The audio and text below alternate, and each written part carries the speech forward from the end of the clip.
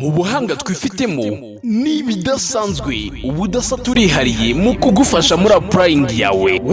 Apply Limited, your destination, our focus. Kubera ubuhanga dufite mu gufasha abantu kwiga mu mahanga, ubu byaroroshye.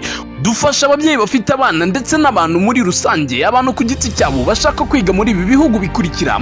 Wowe ushaka kwiga muri China, Poland, Cyprus, Georgia, Russia, Spain, Finland, German, Ukraine, Australia na Leta Zunze Ubumwe za Amerika. Mu bubasha twahawe n'ibi bigo nibwo budufasha kugufasha maze ugakabya inzozi zawe.